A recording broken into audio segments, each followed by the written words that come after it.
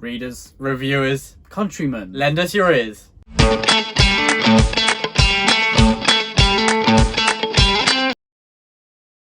Welcome back to the Brothers Gwynne channel. Today we will be talking about our top 10 reads of 2021 so far. Each of us has picked 5 books that we have absolutely loved and adored above everything else we have read so far this year, up to we're now in the first week of April.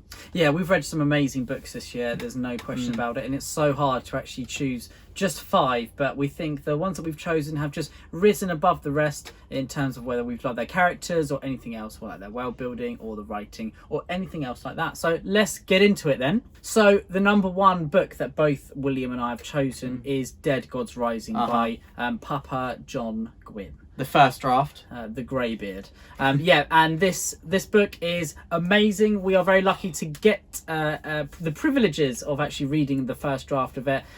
We will keep it in this list, but we will also choose 5 other books because we don't want to be biased or anything like that, even though he is our favourite author. Yeah. But it is a first draft as well. So. And also we get to mention more books, so Absolutely. It's a win-win. It's a win-win for everyone. So without further ado, my next favourite of 2021 so far is Golden Sun by Pierce Brown. This is actually book 2 of the Red Rising trilogy, set in a sci-fi realm, land around Mars and that kind of stuff, going into all the planets of the Milky Way. There's an amazing theme of kind of Greek and Roman mythology within this. The first book lends heavily kind of from the Hunger Games kind of vibes, although it's very different, but there are a few similarities. Book 2 takes the plot and the story into an entirely different place that I really didn't expect, and the ending just absolutely blows your socks off. It is phenomenal, and it just left me sitting there in absolute shock. And as an ending for book 2, the one just before the final entry of the trilogy,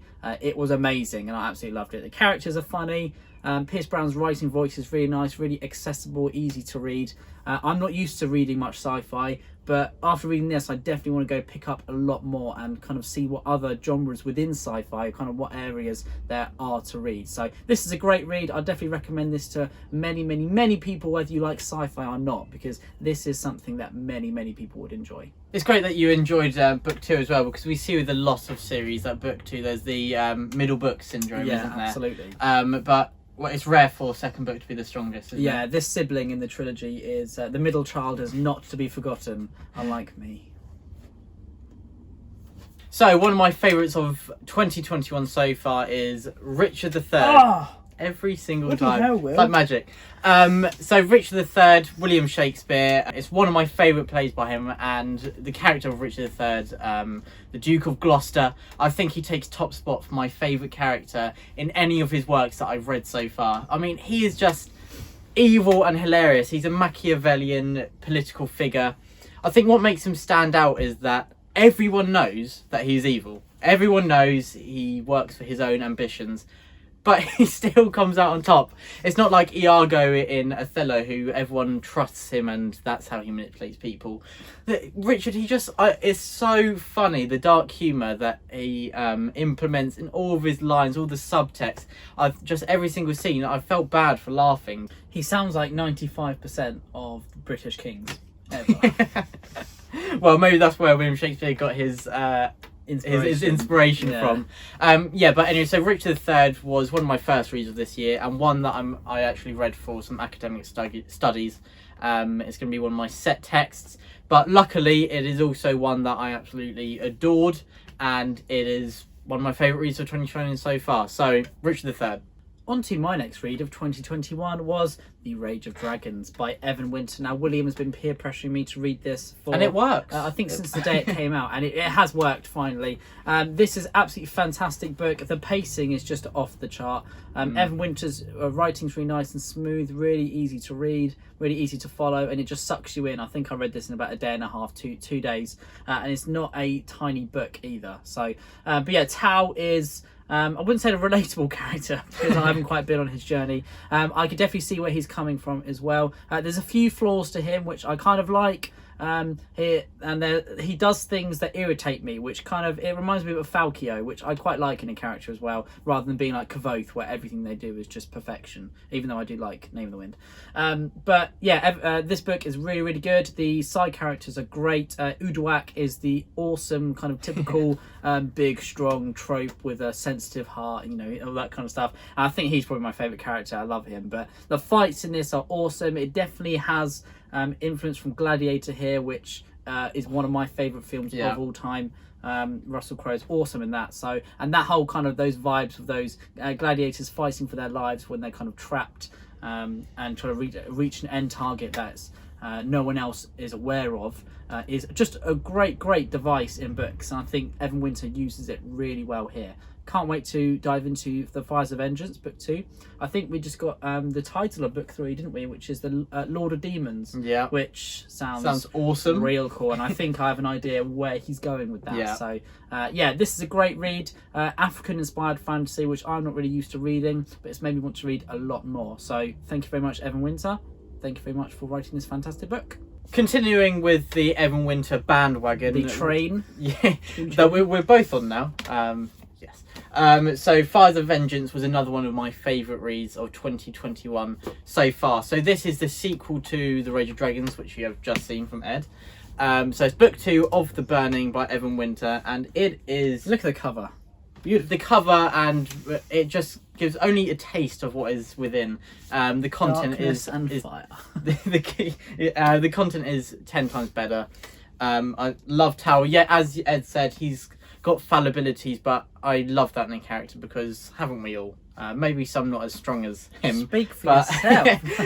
So maybe not the same as him, and he may not be 100% relatable, but I think that's a good thing. I hope to never be as angry as he is. But again, it's just page-turning, adrenaline, blood-pumping action. Again, not a small book, not too big either, but kind of average size, and I burned through this in 2-3 days. And it is just an incredible read. I would recommend to everyone who enjoys fantasy to read The Burning. I think it's one of those books that it just appeals to everyone's interest. So enough about Evan Winter, Fires of Vengeance. Yeah, we love you. We love you. Bow down. Fires of Vengeance, one of my favourite reads of 2021. On to the next read that I have absolutely adored in 2021. This will come as no surprise to most people who are watching the channel at the moment. This is Kings of the Wild by Nicholas Ames. And oh my word, I absolutely love this. From page 1, I just fell in love with Clay Cooper. What an awesome character.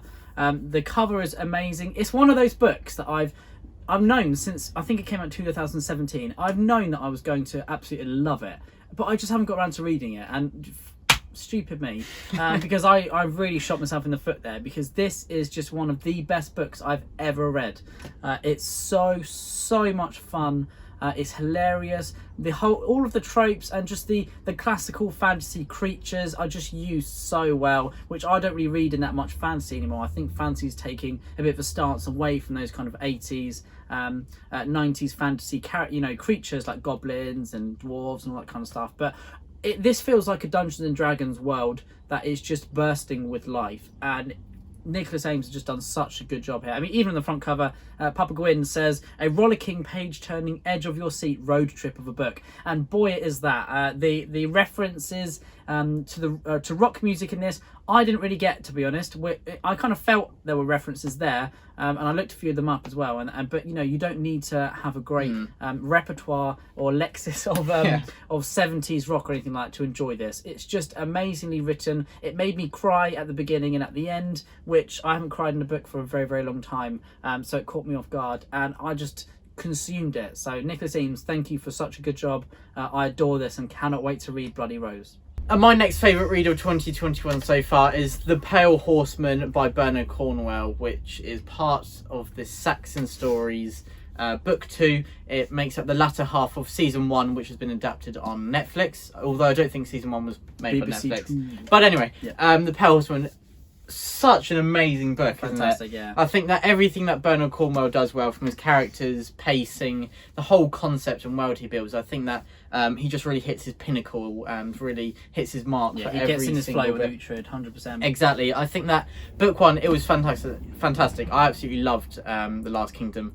But I think that the Pale Horseman, he's really sunk his teeth into the characters and already created the bedrock for what he's going to build from. And I think that really just gave him room for, in the Pale Horseman, to just explore.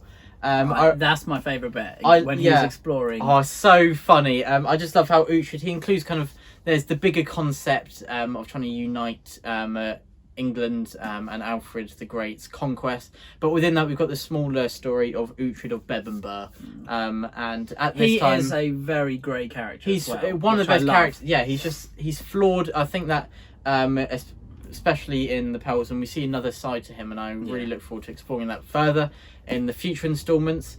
I think that Bernard Cornwell, obviously he does characters incredibly. I think as well as Uhtred, the surrounding cast, amazing. Leah Fritsch, I won't go into spoilers, but if you've read the Saxon stories, you know what I'm talking about.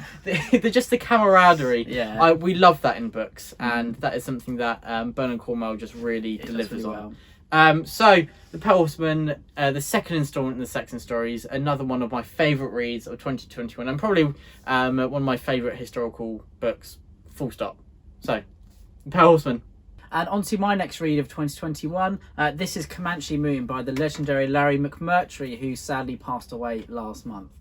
Comanche Moon is the second book I've read by Larry McMurtry, and it is just phenomenal, I've got to say. No wonder he won a Pulitzer Prize for Lonesome Dove, which I haven't actually read yet, but that'll be the next one on my list. But this is just phenomenal. The characters are all flawed, they're all real, they all feel so authentic and gritty. It feels very much like a Joe Abercrombie book. You know, you're laughing one minute and then the next minute someone's got an arrow sticking from their neck. It's just, you don't know who's going to survive, and it's just so dark, but the characters just give you so much to hang on to, and you know, they're likable even though you just don't agree with them. You know, the main characters Gus and Cool, they've been in the Texas Rangers for about 10 years now, since the end of Dead Man's Walk, which is the amazing first entry into the Lonesome Dove series.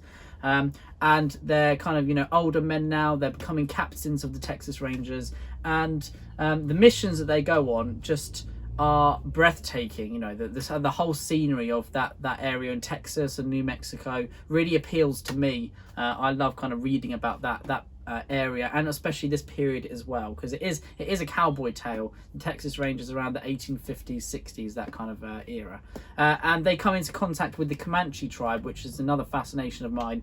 And the main character of the Comanche tribe is Buffalo Hump. Now, in Dead Man's Walk, Buffalo Hump is an amazing antagonist, and he's so scary. In this, he's like a very old man. He reminds me a bit of Logan, where sometimes he's just a bit too tired to be dealing with all of this stuff, and he just wants to just live, you know, hunt a few buffalo, eat well, enjoy his wives and that kind of thing, and then just, you know, just die peacefully.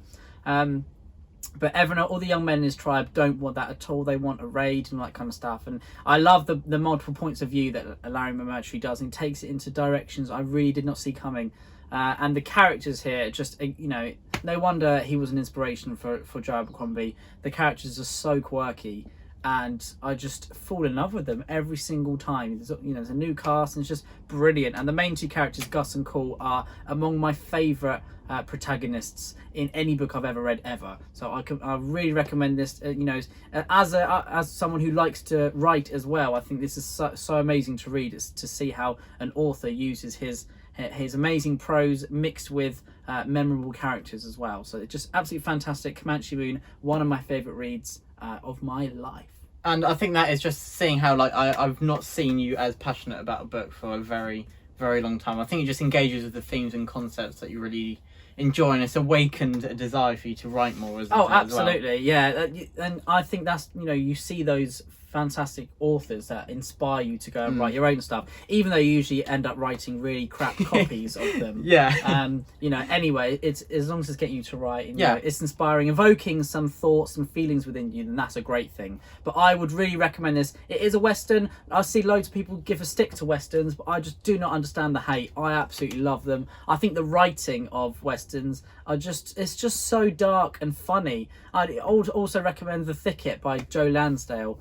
Just another one that is just so funny, but it just takes you by surprise. And I think as readers in fantasy, I'm always wanting to be taken to a new world. And although this isn't bristling with massive giant creatures with antlers and, you know, orcs or goblins, it doesn't need it. You know, it's just human beings living humans lives. It transports you in its own merit. Absolutely, 100%. So this is a great read, and thank you very much to Larry Mercury. And so the next favourite read of 2021 for me was We Are the Dead by Mike Shackle. I thought that I would enjoy this. I read the blurb. I thought this sounds really cool. I don't know why I've not read this already. But yeah, what's the tagline again? No more heroes. No more heroes. You know when that is the tagline, that is going to be dark and gritty. Yeah. And he does deliver. There are no heroes. It's grim dark. There's every character is grey. They have good parts and bad parts, and some of them are just all bad. But this was a book that I knew I'd enjoy, but I was really just struck by how much I loved it. I actually read this in part of a buddy read with Philip Magnus, who's got a channel with a lot of great reviews, and he's got a very interesting talk. He's an awesome guy. Yeah, he's got a very interesting talk on We Are the Dead that really just tells the thoughts of the book far better than I ever could. We Are the Dead, fantastic. The characters I thought were really great, even though they are gritty and it's grimdark.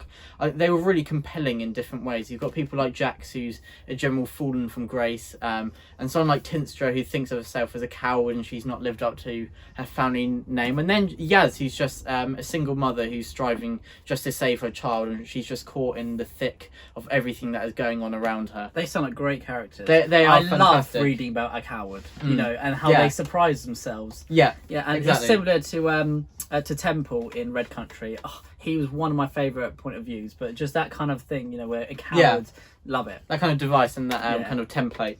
And also Darius, he is the antagonist of We Are the Dead, and he has the gift to heal any physical wounds. I mean, is that not the greatest gift anyone could have? You can heal anyone, but he doesn't use it for good. He uses it to heal people he's torturing, so they won't die. No way. So he can carry on torturing them. I love that. And it just little things like that Mike Shackle has thought of, little twists. Yeah, so different. And I think that things like that, it just shows, it really just exemplifies how evil Darius is. And We Are the Dead was just a fantastic read that I really can't wait to go into the sequel of Fool's Hope.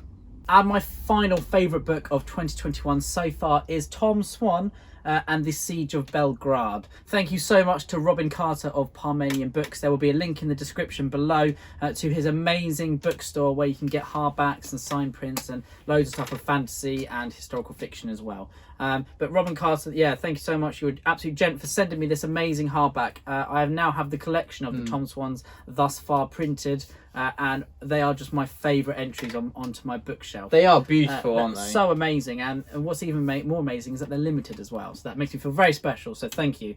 But onto the book, Tom Swan.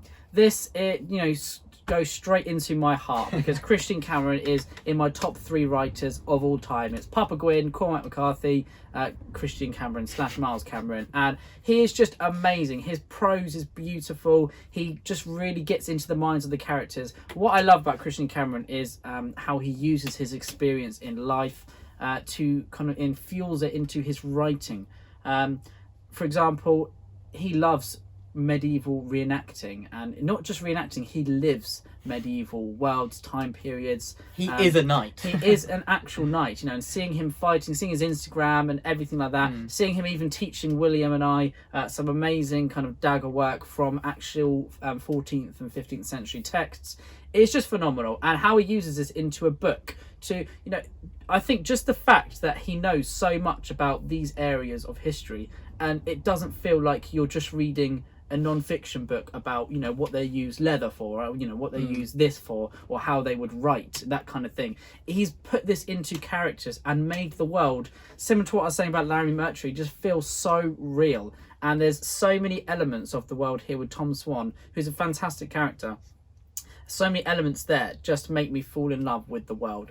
Tom Swan is a very daring young man, and he's a bit like Indiana Jones searching for relics in 15th century Italy, which is beautiful to write about. You can just tell that Christian Cameron is so passionate. This is a collection of novellas as well. So this is book 2. There's about 6 or 7 novellas in here, and each of them about 100-ish pages long. And together they make one really nicely length book. The pacing is phenomenal. Here Tom Swan goes through so much. He gains friendships, gains loves, he gains notoriety, which is dangerous in Pope and Medici controlled Italy at the best of times. And he also loses friends, and they talk of family, and just he goes through PTSD as well. And one of the greatest battles I've ever read towards the end of this book as well, where Tom Swan is finally leading his own company, and it just took the breath from me, and I was fist pumping in the air and getting up out my seat and whooping and everything, everything else, and it was just phenomenal. I'm so passionate about these books. I think they're so easy to read, and I'd really recommend anyone who likes historical fiction, anyone who likes a little bit of realism in their fighting, who wants to learn a little bit as well, I'd recommend these to absolutely everyone. So please, we need more Tom Swan books, so please go out and buy them. And my last pick for favourite reads of 2021 so far is Kings of the Wild by Nicholas Ames. I actually owe it to Ed and Papa Gwynne for recommending it to me. All 3 of us Gwynnes have had so many conversations about Kings of the Wild now, because we just all absolutely adore it. And I agree with you, it's one of the best books I have read. I think, as you talked about earlier, the characters, I think just the camaraderie and the heart that is implemented into this story. It is a story of friendship, of duty, of family, and Nicholas Ames, he makes it so emotional, even though it is simultaneously so hilarious. There were laugh out moments, and you know that when you are laughing out loud that it is a funny book, because it's rare that an author can make you do that. But then also the tension, and just the whole roller coaster of emotions you experience in Kings of the Wild was just incredible. Something I've not experienced in a very long time. There's so much in I know book. Airships, amazing is it chimeras, aren't they? Yeah, arenas, and just people being turned to stone, owl bears, just what a thing. Owl bears, I love it. As you said earlier about kind of the old style fantasy, Nicholas Ames, I think he really gets inspiration from that, but really with a fresh voice. Yeah, it's exactly what I was going to say, a fresh, compelling new voice that also engages with more modern themes such as PTSD, and a lot about how people cope with loneliness and being on their own, and loss. And that's what makes Kings of the Wild simultaneously funny but really serious and just thought-provoking as well. Exactly. And I thought that with it being centered around the characters, I thought, okay, it might be a bit to the detriment to the plot, but that doesn't matter as long as I love the characters. But I was again wrong.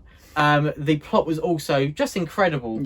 Fast paced. I think that it was just perfectly balanced to allow you time to bond with these characters, but there was never a dull moment. This band of mercenaries, Saga, who they used to be the greatest mercenary band around, they're all now a bit too old, but they need to get together to save one of their daughters.